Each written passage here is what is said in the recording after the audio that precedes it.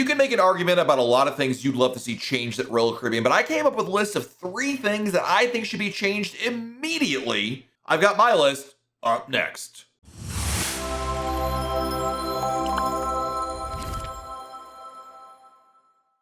Hey everyone, it's Matt from RoyalCaribbeanBlog.com. If you're like me, you probably start thinking about ways that you would make changes to the thing you absolutely love, which is going on a Royal Caribbean cruise. I cruise quite often, going 10, 12 times a year, whatever the number happens to be in the given year.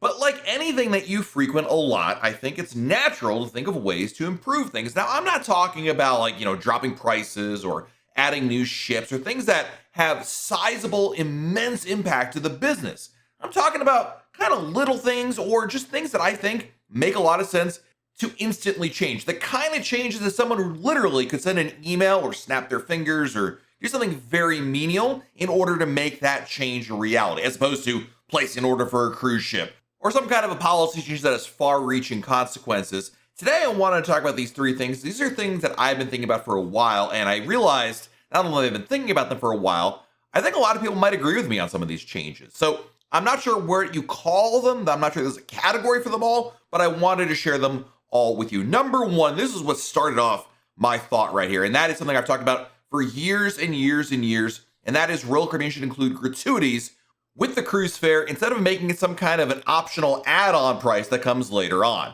Now, the way that it works right now, unless you live in Australia, is that Royal Caribbean advertises the price for a cruise, and then in addition, later on, you have the gratuities that come out there. You can either add it onto your cruise fare in the same way that you might add on travel insurance, or you can wait to get on board the ship and have it automatically accrue to your SeaPass account, and then it's just part of the cost, right? Now, the reason why Royal Caribbean doesn't do it this way is because they want to advertise a lower rate. Same way that when you go buy a car, or rather you see a commercial for a car from your car dealership, they'll advertise a price, but then you get there and there's tax, title, and fees and all sorts of little things that make the price go higher. But the idea is if you have a lower price up front, it's way more attractive. I understand that. But the reality is gratuities are now just as much same as taxes and port fees. They're part of the overall cruise cost. Unlike many years ago in which gratuities were more of this thing where they gave you some envelopes and it was up to you to apply them, nowadays, and this is true for pretty much every cruise line out there, they're just part of the overall cruise fare. So it's silly to think that it's some sort of optional add-on in the way that travel insurance really is an optional add-on, and not everyone does it. But by the way, you should get travel insurance if you ask me. But I digress. The point is that it is as much a part of the overall cruise fare now as almost any other fee that you're paying. So I think it's silly that it's not. Most importantly, it has a direct impact on people, the crew members. Crew members work so hard on your cruise. And I think if you've taken a cruise before, you know how these people really stand out. Now, your gratuities cover your stateroom attendant and your dining room staff. The gratuities for other services like the spa or drinks you order or other services, that's in addition to that something different. And that is, quite frankly, a little more discretional, right? Because at the end of the day, when you're going to those services, you may not indulge in this. So the gratuities I'm talking about cover, just like they do right now, the automatic ones, which is for your stateroom attendant and the main dining room staff. And because they work so hard, and because it is essentially part of their salary, even though it's not, let's just make it part of the cruise fare. It is unfair to them if they're not getting what's due. Now, you might say, well, gratuities should be an optional thing because tipping should be optional. And I understand that aspect of it,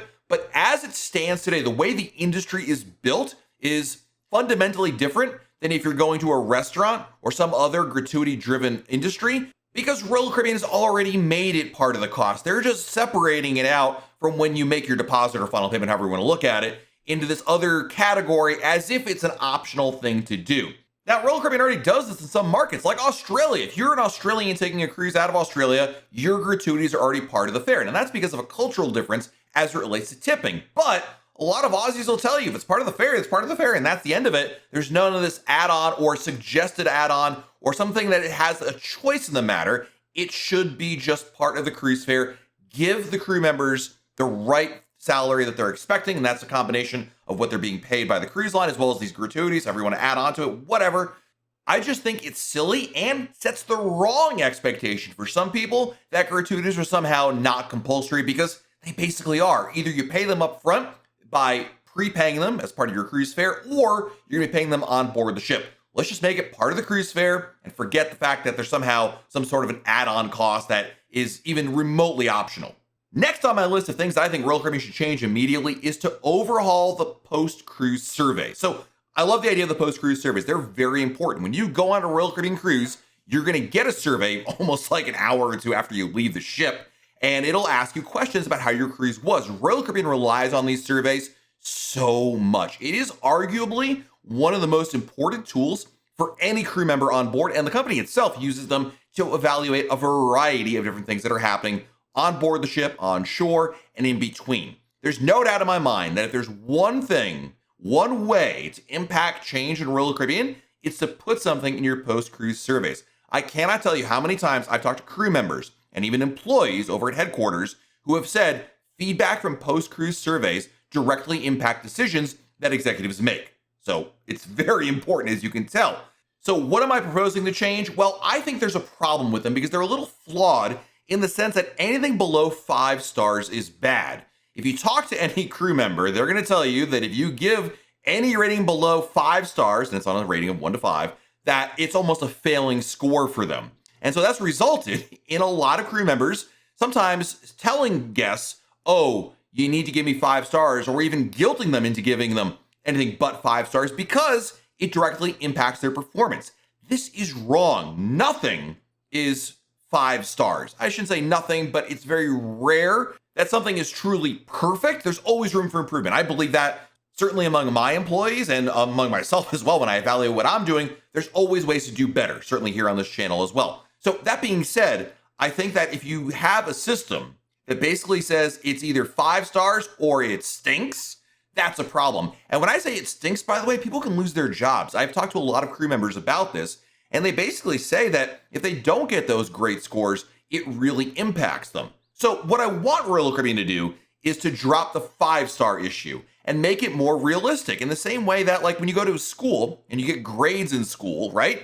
A B isn't bad. I mean, you want to get an A+, but sometimes you don't get an A. At the end of the day, maybe what's meeting expectations, what is satisfactory, is still good. It doesn't mean it's bad. And I think that Royal Caribbean needs to distinguish between this because, number one, if you're basically peer pressuring, browbeating guests into giving them awesome scores, there's a problem. And if you say they're not doing that, well, the fact that on the survey, it asks people, if any crew member asked you for good reviews, that means there's a problem with the system. And it's not among the crew members, it's among the way that you're grading people. The crew member should not have to browbeat you into getting the perfect score. You should be giving them a better look at what's there. And also it gives Royal Caribbean an opportunity to evaluate what is working and what's not working. As a customer, I really appreciate that Royal Caribbean wants to do more and get more feedback from its guests. It's amazing sometimes how much change is affected by post-cruise surveys and guest feedback in general. Time after time, we've seen this occur with different policy changes and things that come from those surveys. So because they evaluate it so closely, and these surveys clearly have an effect on everything, and I love that, let's just make them a little fairer. So number one, the crew members are not being left off to the side, as if they don't get 100%, they're out. Number two, let's give Royal Caribbean more opportunities to see what's working well versus what's working okay versus what's excellent and then what's poor. There's always going to be degrees of separation among those, and nothing is perfect. There should not be perfect scores because nothing is truly perfect. Occasionally, you get, something really amazing and impresses you. That's great. But I think in reality, and anybody that runs a business, I think would agree with me, there's always a way to do better. And of course, that's proven by the fact that Royal Caribbean doesn't have 100% market share. There are other competitors out there, and there's always ways to do better. So that is number 2 on my list. Number 3 on my list is a little minor one, but I'm going to put that out there anyway. To the Royal Caribbean website team, you've done great jobs with improving your website. It's come a long way since it was even a year ago or many years ago. I really think they've done a great job with it. I know sometimes people like to joke about the Royal Caribbean website, but honestly, guys, it is so much better than it has been in the past. However, one minor thing they really need to change.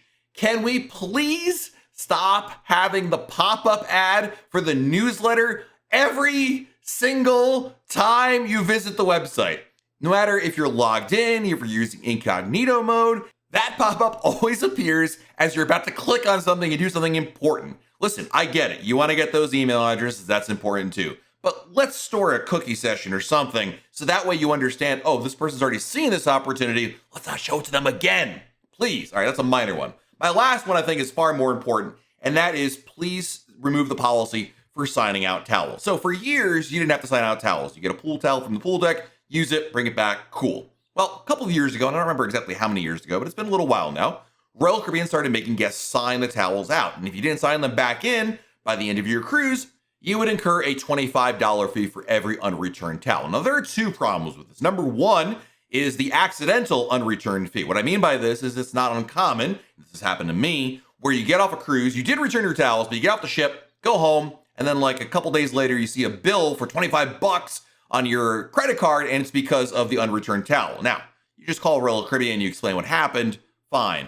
But number two, it is silly and childish. Now, the reason why the rule was put into place was people were leaving towels behind, especially in places like ports of call, right? They take the towel on their beach excursion, use them, they'd get wet, sandy, and they would just leave them there on the beach or throw them away or something like that, right? Because they couldn't be bothered to bring it back on the ship. Okay, I understand that. Number one, I don't think those towels have a very long lifespan to begin with. This isn't like your grandma's really good towels she uses once in a while. Like, these are just, industrial strength towels that I am sure get recycled or replaced, however you want to look at it, very quickly. Number two, we're not children. And I think that as a business, you have to understand from the customer standpoint that this is just the cost of doing business. And for every person that is silly and leaves it behind, is inconsiderate from that standpoint, most other people do the right thing. Number three, other cruise lines, including Celebrity Line, which of course is a sister brand of Royal Caribbean, doesn't do this. I think it's just silly and childish, and it punishes the wrong people, which is the honest people who have to go out of their way to return them and make sure they return them. It's just troublesome. And Royal Caribbean has to take a little bit better steps with some of these return policies in terms of, putting somebody down in the gangway to take towels back before you even get in an elevator to get back on the ship from a shore excursion. But quite frankly, the policy is lame. It's unnecessary. Let's get rid of it. And I think it's time for that. So there you have it. 4 or so things that I think should change within Royal Caribbean. Listen, there's probably other things there, and these are not by far the biggest problems or ways to improve Royal Caribbean by any stretch of the imagination. Please don't get me wrong. I'm not trying to say that these are the only issues Royal Caribbean has in order to improve things, but these were some things that really stuck out to me as like kind of easy things to do, things that could really be done in a simple manner, although I do believe the gratuities thing might be a little more work there involved, but nonetheless, I think these are more practical changes that I would love to see Royal Caribbean make today, immediately, and I think this is really what you call quality of life changes that I think would really improve the guest experience. And in some cases, like the gratuities, they're way overdue. And in other cases, like the pop-up or the towels, just make a lot more sense from a user perspective. Let me know in the comments below, what do you think of these changes? Which do you agree with? Do you disagree with me on any of them? And what are some other changes you would love to see Royal Caribbean make? Again, being somewhat practical with your scope of those changes. Let me know in the comments below. While you're down below our video, hit the like button, subscribe to our channel, and turn on notifications. That way, YouTube lets you know we have a brand new video to share. This has been Matt from RoyalCaribbeanBlog.com, and we'll talk again real soon.